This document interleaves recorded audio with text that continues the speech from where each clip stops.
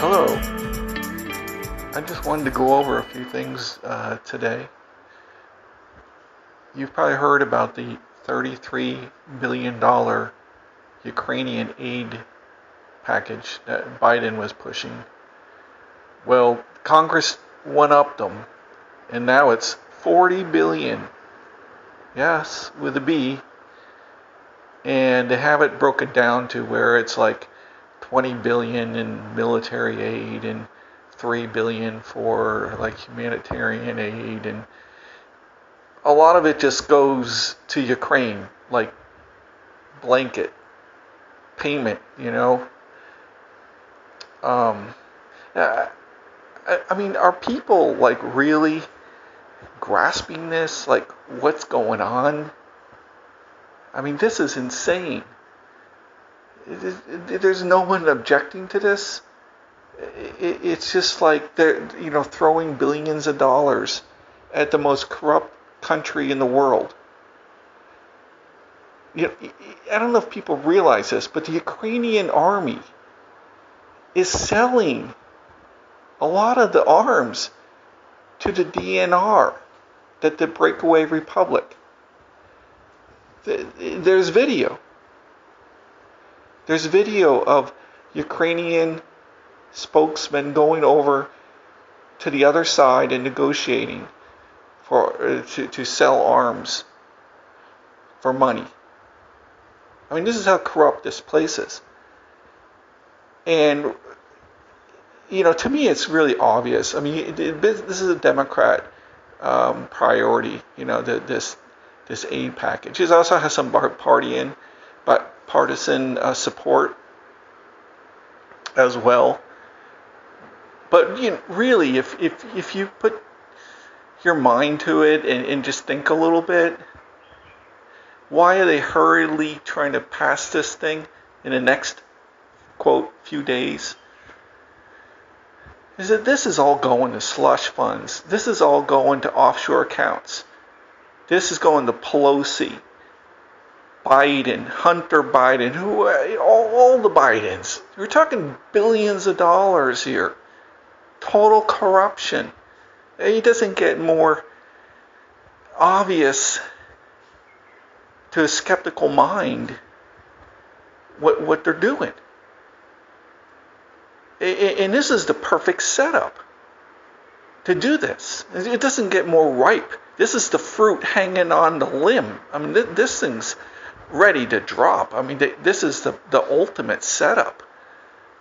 Zelensky's a puppet. He's just basically under the control of the United States State Department and Biden. That's why they're not negotiating for peace, because the United States doesn't want him to. So their country's being systematically destroyed.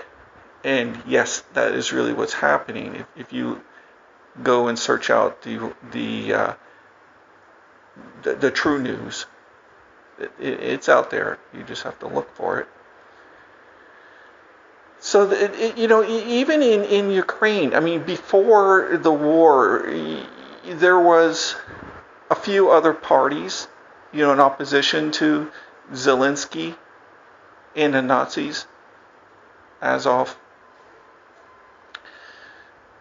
So really, there's two parties. There's the Azov and the Zelensky, his party. All the other parties were removed. They were banned. So it's a one-party system, basically. So the arms and the aid money is just going into this corrupt one-party system under the control of Biden. I mean, what could go wrong? Or what could go right for them? It's unbelievable. So they're calling this the Ukraine Supplemental Aid Package, if I remember. $40 billion. you gotta think like all of the homeless people in the United States, the downtrodden. There's a lot of really struggling people in the United States. They're not getting any help. The Democrat Party, who's supposed to be the ones who are looking out for the little guy, they're looking out for themselves. They could care less about the little guy. And I'm not saying that Republicans are any better. In my book, they're both mafias. You got the blue mafia and you got the red mafia. And right now, the blue mafia is running the town. They're the ones in charge. Which kind of also leads me to this other theory I have, that we're kind of in this escalating cannibalization of America. And I see this kind of going back to like around 9/11, probably around 9/11 with the Bushes were running the show. They were into everything. They were running, with the drugs down from South America and all that. They were really corrupt.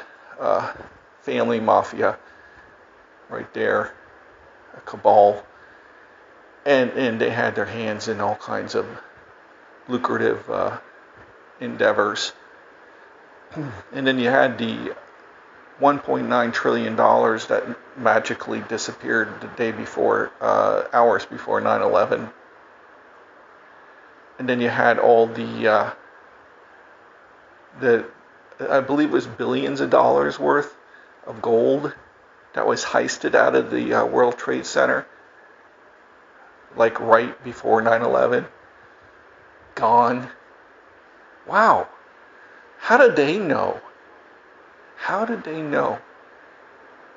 Coincidence that there was a robbery right before 9/11. Probably one of the most secure vaults in the world. Amazing.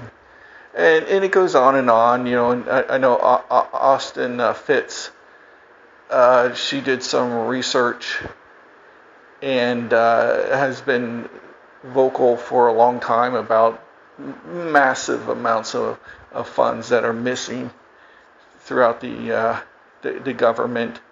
And then I just learned the other day that Fauci and Collins have received about $350 million through, these are government employees, and somehow they got $350 million that no one's supposed to know about. So they're still, I think, looking into that. That's kind of breaking news. A government watchdog group uncovered that just like today. It's endless. The amount of corruption in the United States. People think that this is up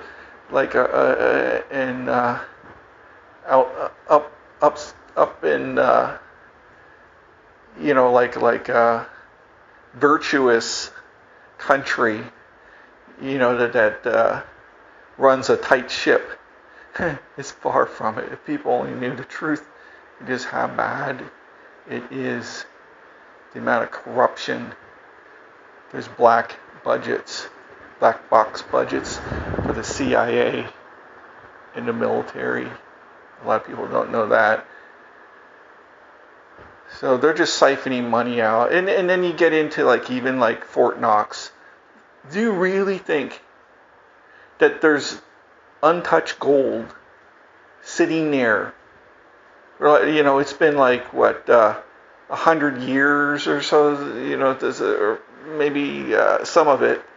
And I think it was moved in after that. But suppose the United States has gold going back a long time, and then of course when Roosevelt confiscated or bought gold from people. That's really when it built up big. But do you really think that that's all there? Do you think that that's really there? I mean, it's the perfect setup. That's another one. That's when you look at like these perfect setups. Okay, you have like the most corrupt people in the world running the ship, and in the gallery, there's a pile of gold sitting there, and you're supposed to believe that gold's sitting in the gallery for like 60 years or whatever, 70 years, 80 years, whatever. I mean, did people really think that gold's just going to sit there? No, they took that gold out a long time ago. It was either fake gold in there, more likely the fake gold. I was just reading like Denmark also has some issues right now regarding their gold. Like there's no serial numbers on a lot of it. It's like what's going on with that. But anyway, Fort Knox has just been looted a long time ago. My guess, it's probably been done like with the Bushes or the Clintons. And then, you also look at like the whole Clinton Foundation and all these other nonprofits and all their nefarious activities that these guys do, and the government funds that these people get as well. It's all a scam. It's all a big scam. And so someday people are going to be like, they're going to wake up and realize their house has holes in it everywhere. The roof, it has the shingles are rotten, and the roof leaks, and the wood was all like fake wood, and everything's like it's like those cheap modern houses where they just like fall apart after a couple years. That's what it's going to be like. People are going to realize like everything's like fake, and in this house of cards, it's all crumbling down. They're going to start seeing that. It's inevitable. How can you just cannibalize the system so bad for so long and not have repercussions? So, my guess is that you're seeing some of these repercussions already in when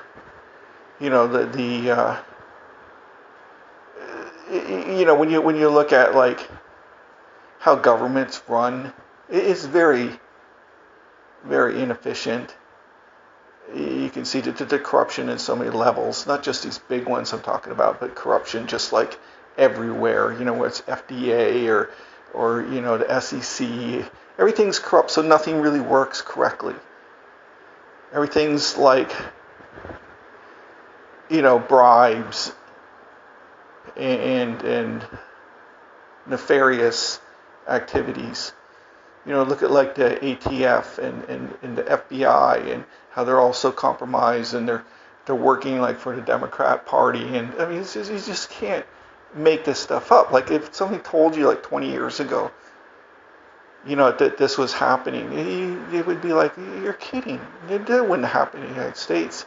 But people are also, it's like boiling frogs, slowly, and people, they're slowly coming, to adapting with this massively corrupt system. So it's not like so obvious that everything's crumbling around you.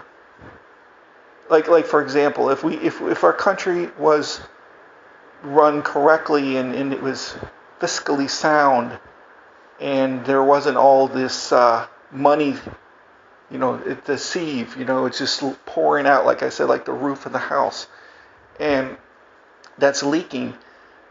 It's leaking money. And the problem is, the whole society is being affected. Like, for example, they'll have like these bills where they're saying they're going to build all this infrastructure, for example. Remember that one? The big bipartisan infrastructure build out, they were going to do, and it was going to be all these billions of dollars.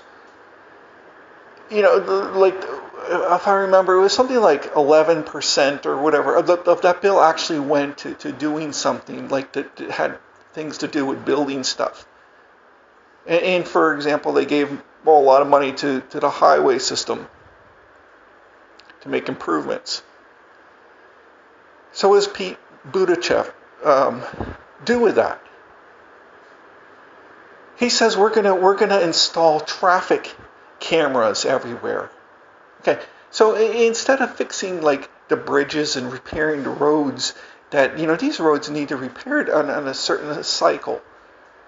And this has been going on since the 40s. And so instead of putting that money back in repairing these roads that really need it, when you look at some of these roads, especially in the north, they're terrible. It looks like a war zone. When I was up in Pennsylvania and up that way, the roads are just like crumbling. And so instead of fixing those roads, you're getting traffic cameras. They're going to give you fines. Okay? So about money. Again, it comes back to it's a money grab. It's all corrupt. So they're not fixing things. Okay, so that's like one example. Like if this country had a lot of money and was run by people who really cared about the country and the people. They don't. But if we had people like that, we could have really done some amazing things in this country. So build some incredible, public, projects, and really improve the road systems, the bridges, railway, canals. All these things need work. Look what happened in New Orleans, right?